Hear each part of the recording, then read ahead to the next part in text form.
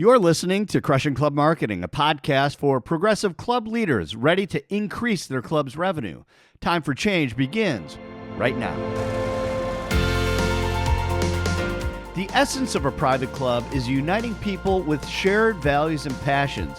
When a club fails to connect with these interests, its future is at risk. Today's clubs face a critical challenge, balancing new member values with cherished traditions. In this episode, Dr. Bonnie Knutson, hospitality professor at Michigan State, joins me to explore where tradition meets tomorrow and what clubs should focus on in the years ahead. Thank you for joining me in this episode. I'm really excited about today's conversation because we're diving into a topic that I think we all know is pretty critical for every club. Plus, I get to talk to a fellow Michigan State Spartan. So before we get started, let me tell you a little bit about our guest today, Dr. Bonnie Knutson. She is a self-described people watcher and a professor in the School of Hospitality Business at Michigan State University. She brings a unique perspective to our conversation as not just an academic expert, but also as a private club member and an avid golfer. Now, you may recognize her name as a regular contributor to Boardroom Magazine, where she shares her insights on club management and member experience. But she's also an instructor at CMAA's Business Management Institute, and she's been involved with that program for more than 20 years. In our conversation, Dr. Knutson and I explore how private clubs are navigating the delicate balance between honoring traditions and adapting to changing member values. We discussed the shift from exclusivity being the main draw in years past to private club membership to what is now a greater focus on relationships and the overall member experience. Dr. Knutson also points out today's members, especially the younger generations, are looking for a sense of belonging and meaningful connections rather than just status. One of the fascinating concepts she talks about is she calls it her value equation. And it's this idea that value that a member receives, the value equals experience minus cost. And what I love about the whole idea with the value equation is that cost isn't just about money. It's about time, and the time that you invest and the time that you spend getting to a club, at the activities and enjoying the amenities of the club. That is part of the value equation. And it's just really simple formula. It helps to explain why clubs need to really think about enhancing their experiences or reducing the barriers to participating in various events and activities at their clubs. We also talk about the importance of really understanding what matters to your members, why it's what Dr. Knutson calls the witty principle. What is important to you? And throughout the conversation, she talks about the witty principle as well, and really also paying attention to the characteristics that make your club unique. So with that, Bonnie and I connected on an early spring day, just as the golf courses were opening around Michigan. So here's my conversation with Dr. Bonnie Knutson. Bonnie, thanks so much for joining me. It's good to be here. The sun is out. Our sticks are not in the holes yet on the club, but I'm got a hole pretty soon. You're getting ready, huh? Did you play at all during the winter? Did you play during the winter at all? No, I'm not. I go pretty much inside during the winter, but my husband, when he was alive, his goal was to play at least once every month in the Lansing area without having to go down to Florida. Wow, that was bold, especially in Lansing, Michigan, or East Lansing, Michigan. Hey, we're both Spartans, which I completely appreciate, and this is just Go by green. chance. Yeah, go white. And but let's start out with this. How did you from your career? How did you get in with the club industry? I sometimes wonder that myself. Well, in a way, it started when I was just toddling around because my father was one of these born athletes. There wasn't a sport that he could not do. And so I was taught at a very young age the value between athletics and human nature, and of course, health and well-being, but also to understand people, because as he always said to me, the way people behave on the golf course is how they behave in life and in business. So understanding if they're going to cheat on the golf course, they're going to cheat in business. If they're not, they're not. So I was taught the intersection of life and athletics, noticeably golf, because that was his number one passion. And I was taught, number one, I carried his bag as soon as I could walk, I think.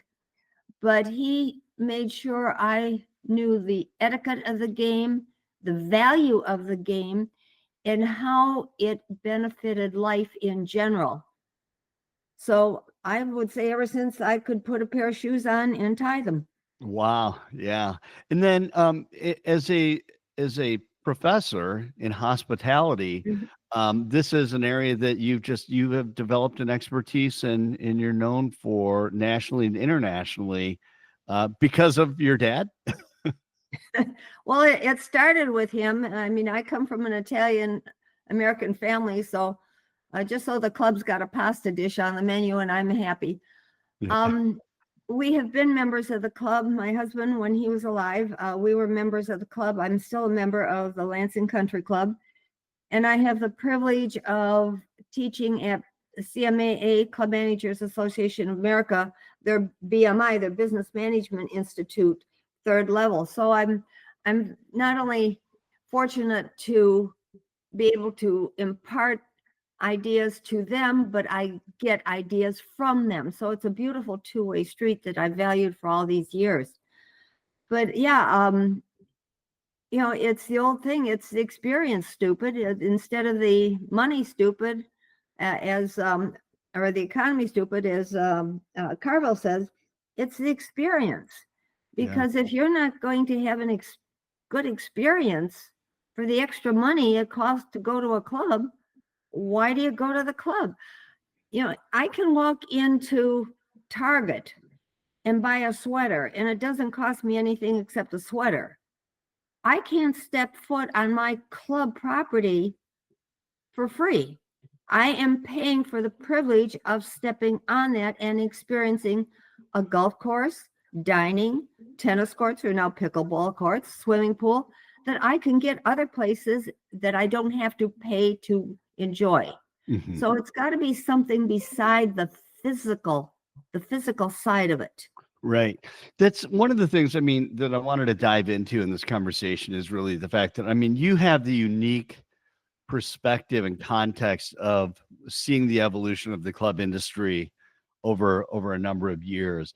I'd love your thought and your perspective on the idea of exclusivity and what that means as it relates to creating an experience that is going to be memorable for members. And how has exclusivity changed in that way, and how do people see it today versus how they used to see it? All right, let me ask you a quick question. By any chance, are you a hunter? I'm not. Okay, if you were a hunter and you wanted to have venison for dinner, and you went out with your shotgun and you saw Bambi running across the field, where would you aim your gun? In front of where Bambi is going. Good answer. I think I'll give you a 4-point on that exam. This is one of the issues that, in my mind, the club industry has had to overcome to stay relevant. And that is the idea that they're more immediate than looking down the road. Part of it can stem from the fact that most of the policies in clubs are directed or generated through their board of directors. Boards of directors are generally made up of very good club members, very active, very smart people, but they don't know how to run a club. Mm-hmm. They're not club managers. And so they tend to look more to the immediate than what's coming down the road. So that kind of setting that the change in how people look at exclusivity, the value they put on exclusivity, what means exclusive status and everything has changed as generations changed. Mm-hmm. Can we just dive? Yeah. Oh, sorry. Were you going to say? Go ahead. Something? I was just going to ask you in that way that, and you and I have had this conversation previous to this recording, but it's the idea that certainly when you were caddying for your father, the idea of exclusivity is different, or the idea of a private club and status is different than it was, say, 30 years ago than it is today. It's like, there was a time that people, I remember, not long ago, people joined a club and it was a matter of status. It's like, I have become a member. It's like, I've arrived in this way. But the younger generation doesn't really see it the same way. They don't see it that way, and they can get it in other ways. The way they define status is different than what you and I grew up with. Mm-hmm. It used to be, and again, I go back to my childhood, and even when Bob was alive, the two of us in business, if we wanted to meet and interact with the movers and shakers in the world, where did you go? You went to the club. Well, that has changed. I can meet them on a plane flying to Paris. I can meet them paddling a canoe and a pair of jeans down the river. Mm-hmm. They're into more of an experiential element than just the physical trappings of a private club. Do they like the attention? Yes. Do I like the attention? Yes. But I can get that other places, not just at a private club. So their idea of exclusivity, the younger generations particularly, is totally different. And you put the idea of inclusivity in there, and you've got a generational difference in that, how much that inclusivity means. And that's important to the younger kids. Mm-hmm. The Gen X, Gen Y, Gen Z, they were raised on inclusivity, and that's part of their DNA. And so if they're going to spend the money and the time and the effort to join a private club, they want their friends who may be different than they are to be able to be there too. Mm-hmm. Or they have the ability to be there too. So what do club leaders have? What are they missing when they think, like, we want a very, their vision for the club is 25 years ago, right? That they want to create that magic of that time. Like, what are they missing, or what are they maybe not seeing? Maybe they have to climb up on a telephone wire. Yeah. I asked you earlier if you remember the old comedian Red Skelton, and you, I know you're not 29, maybe you're 30, but you did remember him, as I did, and that is what I kind of am, and that's what the leadership in the club industry has to kind of move to. Those of you that are listening to this and may remember Red Skelton would remember that he had a character or characters, and that was two old birds, two old crows that used to sit on a telephone wire, and they would look down and see patterns. And they could see where everybody was going, not where they have been or where they are, but where they're going. And it's kind of like when you're in an airplane, you look out the window and you see the total landscape, you see the movement down below you. That's what a lot of leadership doesn't have. The understanding that you've got to see where people are going. When you're a hunter, you aim in front of the prey. You don't aim at the prey. And we get all tied up in what's today, what's the problem we have to solve today, instead of thinking what's the problem we have to solve 5 years down. Mm-hmm. I'm a big proponent of what I call backcasting. Most people forecast. And when you forecast, you're really limiting your thinking. Instead of backcasting like Walt Disney used to do, where do we want to be or have to be 5 years from now to be sustainable? Well, if we have to be at X 5 years from now, then at year 4, we have to be here. At year 3, we have to be there. At year 2, over here. Year 1, and next door. And so I have to start planning for year 1 to get to year 5. We tend to be more immediate. And that's where, in my judgment, the club industry really needs to practice more, or to think about more. What is that backcasting model look like in my club?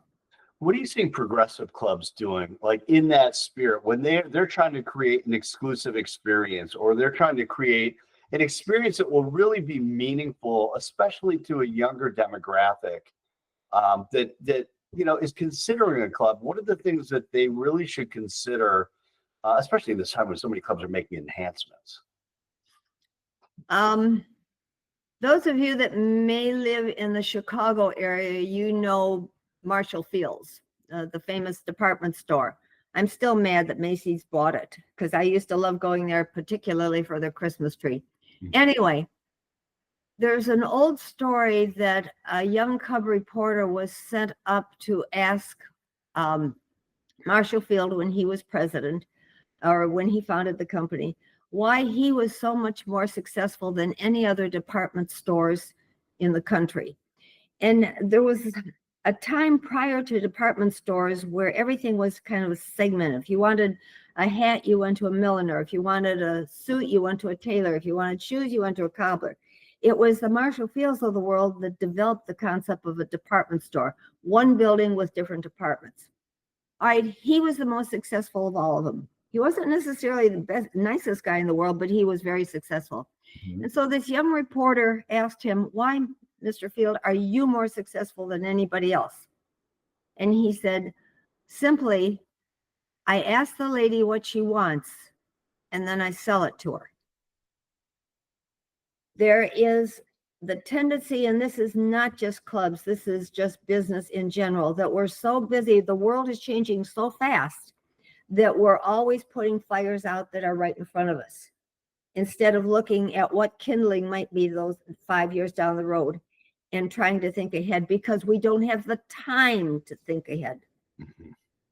I mean, it used to be if somebody wanted information, you had some lead time, I'll mail it to you. And so you rush there and find it, and whew, I'll make the, now, just attach it. Hello. Yeah, right. Information is doubling every 4 hours, I think it is now. Wow. So when you think about that experience, and the value, I guess maybe is really what it is for clubs to really think about is, how do they create the type of value for their members and for their prospective members today versus, back when Marshall Fields was, right? To me, the first thing they've got to do is understand a very simple algebraic equation. V, which stands for value, equals E, which stands for experience, minus P, which stands for the price or the cost of getting that experience. So very simply, the equation is V equals E minus P. The only way you can increase the value of club membership to me as a member, because you're asking for my time, my energy, my money, my endorsement, you're asking for a lot of stuff from me. The only way I can do that is, the only way you can increase the value is one of two ways. You either increase the experience or you decrease the price. And I don't know of any club that's decreasing the price. What is interesting about the price is how it's measured. It's not just measured anymore by dollars, yen, francs, euros, by money. People measure price or the cost of doing something in terms of money plus time, their time. Is it worth my time to get out of my sweats, put on a pair of nice slacks and a sweater to go out to the club for dinner? Is it worth my time to hassle with the club about the details in a wedding for my child? Is it worth my time to have to search out different information because I want to take my business meeting there for a creative strategy session?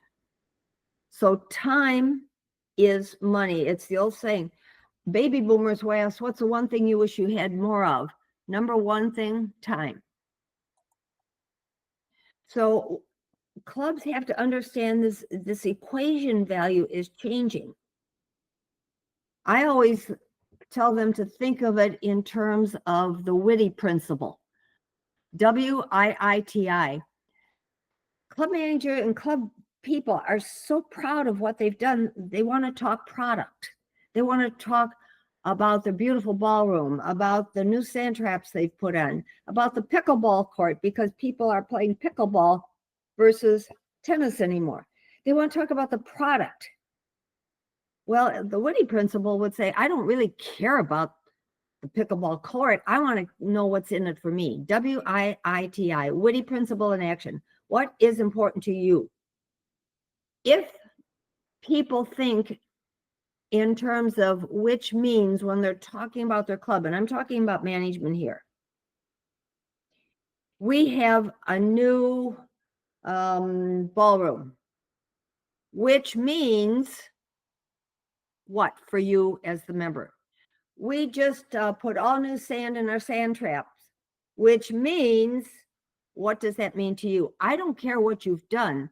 I care what it means to me. What's the value of me? Should I spend my time and my money? So that idea of turning the product around to the value, what is important to you? Marshall Fields, I ask the lady what she wants and then I sell it to her.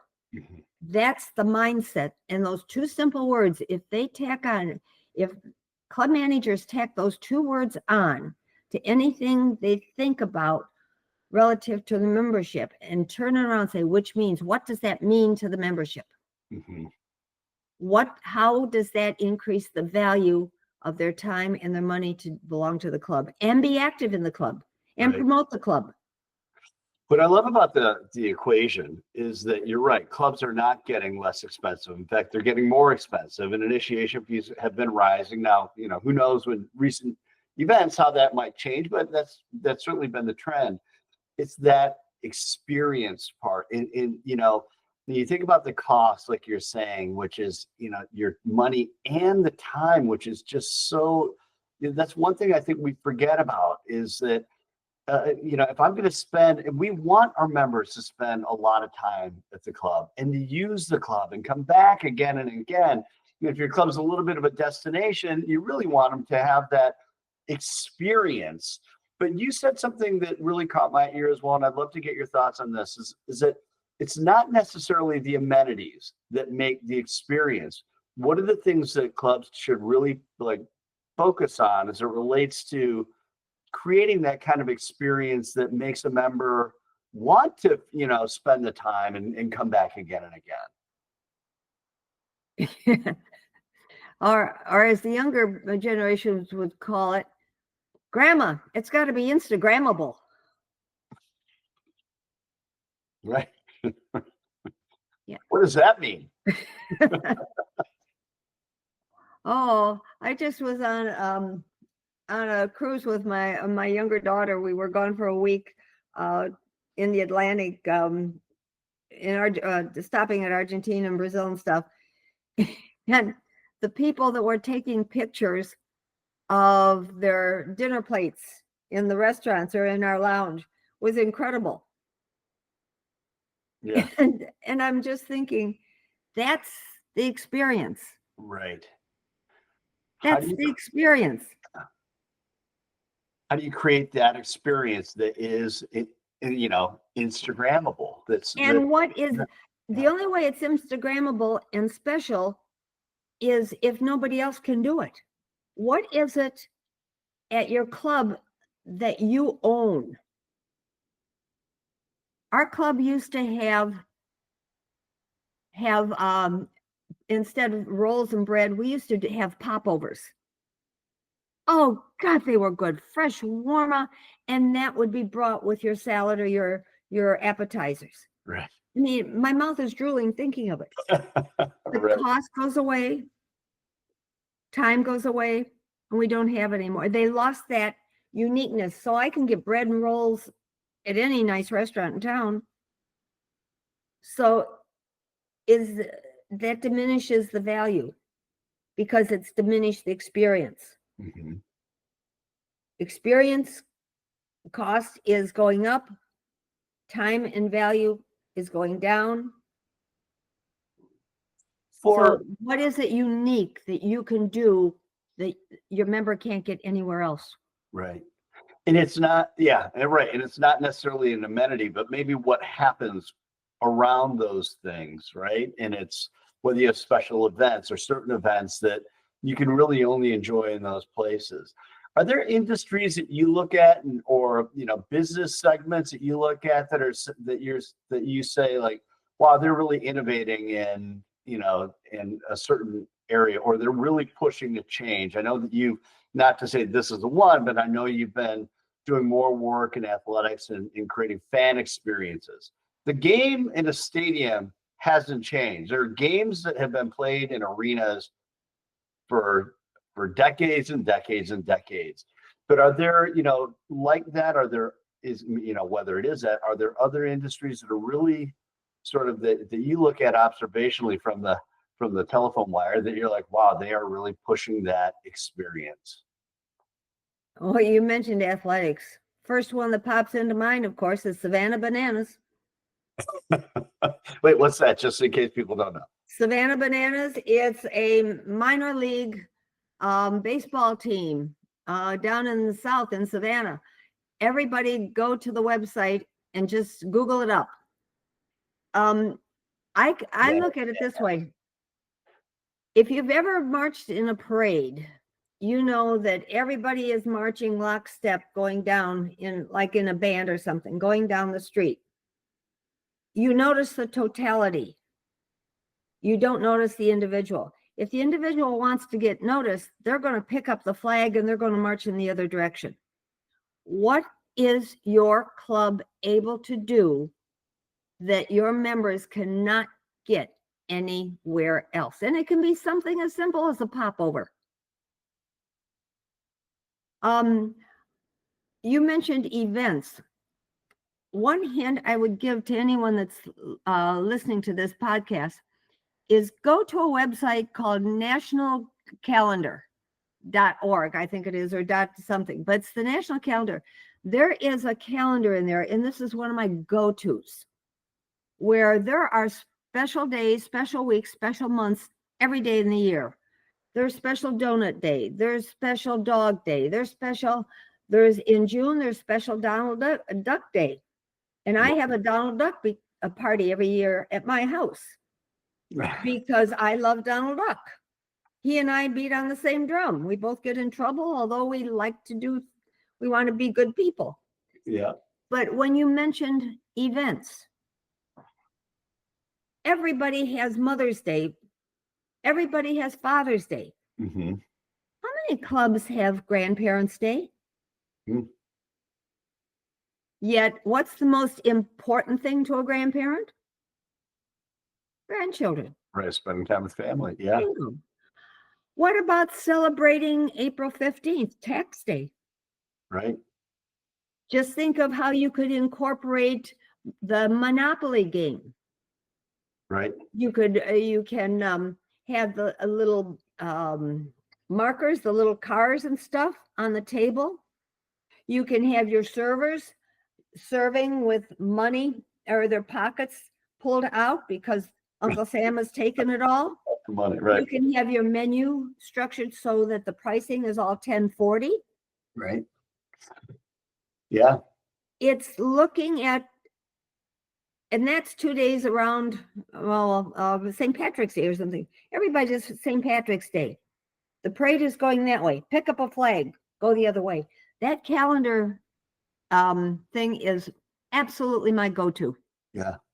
It's the idea of innovating, right? I mean, it's the Bingo. idea of saying, let's start thinking of things that we haven't done in the past and Yeah. that make it memorable. And I think, sometimes it seems to me like, and this is not just in the club industry, this is in a lot of industries or organizations where they're afraid to try it because what if it doesn't go over well? What if it doesn't work?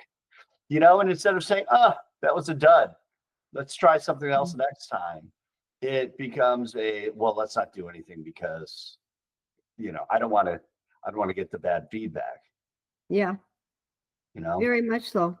The other thing clubs, in my mind, historically have not done, but they're going to have to think about doing in the right way, is for years and years, because of the exclusivity, because of the privacy, all that good stuff, they have not taken advantage of structuring some type of a public relations program. Clubs do phenomenal things for a lot of charities. So there's the First Tee Club. They sponsor scholarships in the Evans program. I've seen so many things. They'll donate a dinner for a charity event. But it's always been, well, it's not nice to brag. right? And so the bragging isn't an element, but it breaks down this snobbishness of the word exclusivity, because exclusivity has changed, particularly for the younger generation. They want things nice, but they want inclusivity. Right. There's this weird, I think it's a weird notion that it's like, I can't share too much of who I am, or else people would think I'm not exclusive. Like if I am a club, that if our club is saying, making it easy to find things out about who we are, then we certainly can't be exclusive. And, that just, to me, that's a miss. It's like exclusivity and approachability are not, they're not the same thing.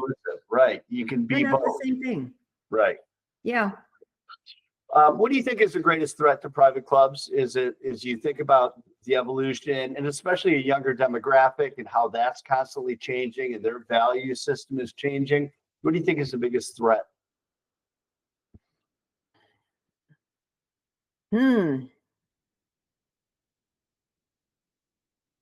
What is it Pogo said? I have met the enemy and he is us. I think the biggest threat, that's a good question. Which way do we turn on that one? To me, the biggest threat from a club standpoint is that information is changing so fast, the consumer is changing so fast, the economy is changing so fast that we don't have enough time to think and get out in front of it. I can remember as a kid laying in the backyard on a blanket and looking up at the clouds and I went, oh, that cloud looks like a fire engine. What does this, where's your think time? And if you can't think, the mind is like spaghetti sauce. You put a lot of different things into it, but to make spaghetti sauce really taste good, and you're talking to an Italian here, you got to leave it sit for a couple of days, and it always tastes better the next day or the day after. All right, our minds are like this big pot. We put in different pieces of information that we glean. Sometimes we don't even know we're getting it. And then all of a sudden you're in the shower and you go, oh my gosh, wow, what we could do this. And it's the lack of time from a manager's standpoint. There's a futurist that I follow sometimes, and he said technology in the world, that's the new Bible, I think, is technology. Everybody's talking about technology is the how things will be done.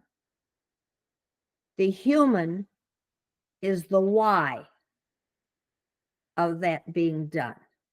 So if we can't figure out the why, technology isn't going to help us do the what for our members. Yeah, I mean, it's kind of going back to what we're talking about, the hunter. The other quote is Wayne Gretzky, go where the puck is going to be, Yeah. not where it is, you know, Yeah, same thing. that idea. And we don't make enough time to, you know, as strategists in many ways, right? To really think like, where do we need to be? How do we elevate the experience? How do we, let's take a second and think about what can we do in this coming year to say, you know, what new things can we innovate and what new, we actually have a client. It's interesting. He just hired someone to help him implement all of his ideas because he's an idea guy. And he's like, hey, I got an idea. What if we do this to enhance that experience, to make it that place that you can't get this anywhere else? And not everyone maybe is like this one general manager, but that idea to take the time to be able to do that, how valuable that is. Yeah, there's a couple of other things along that line too. It's, you know, I said, listen to your member to see how they describe the club. Is it they're going to my club or the club? Right. I've got some weird tools. I do a lot of research on the experience, customer experience, fan experience, patient experience. And I've got a couple of things I always are in my toolbox. Number one, you got to remember perception is reality. Mm-hmm. You perceive something and I perceive something totally different, but it's our reality. It's very hard for members to articulate their connection with their club. It's just hard to do. That's an emotional thing. Right. Ask them, if you could describe your club by an animal, what would that animal be? I don't care about the animal. That's just a hook for them to visualize something. You follow up with, why that animal? Why a teddy bear? Why a gorilla? Why an octopus? Because that's what you're going to get. That's where you're going to understand their relationship. And you've got to understand their position so you know how to be there for them, to be in front of that position. Because oftentimes what you think isn't reality.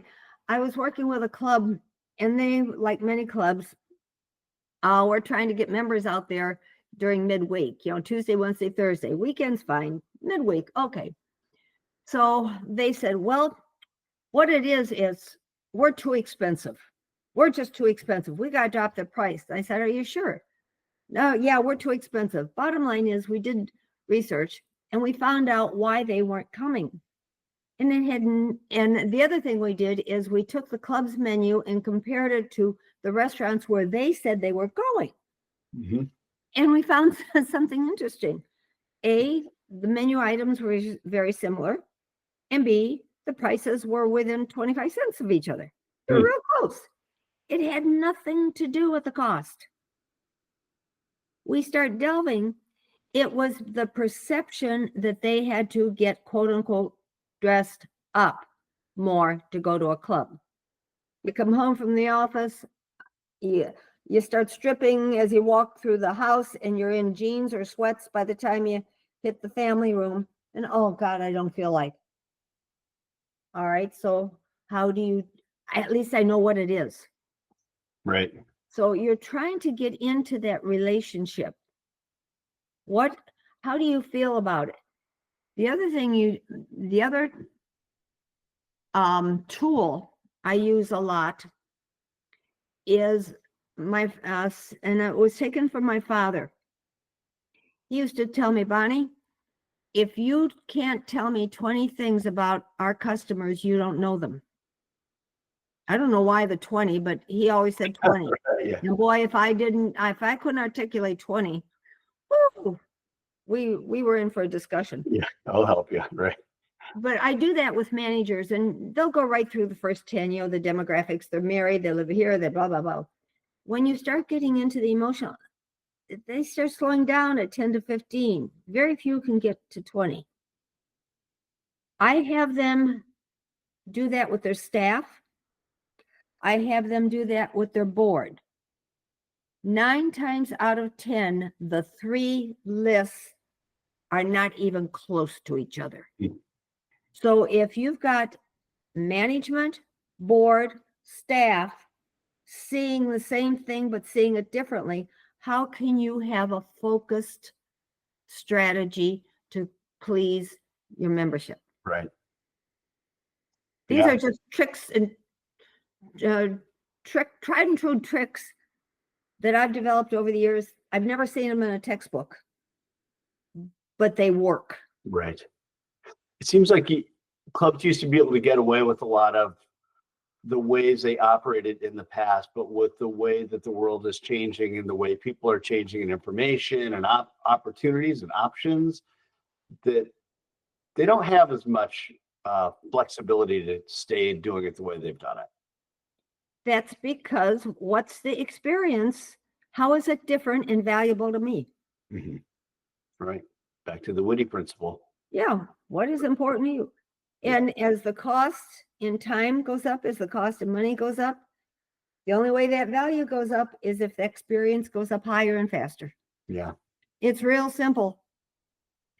You've talked to a lot of general managers through the years, and you've done a lot of education. What is is there any one thing that you usually like to leave your classes or your groups with, as far as just one thought, especially with the management stuff you do? Outside of telling them to go support the Spartans, Yeah, to pray for the Spartans,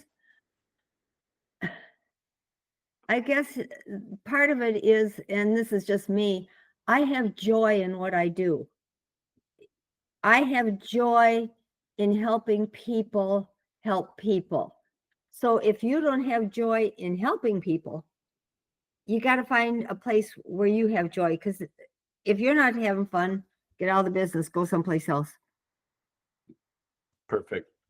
I like being the old crow on top of the telephone wire. Well, you've had a great spot for a lot of years, so Yep. I appreciate you taking the time and sharing your perspective and your insight. Anytime, man. Yeah. It's been a joy. Awesome. Thanks so much, Bonnie. Go green. Go white.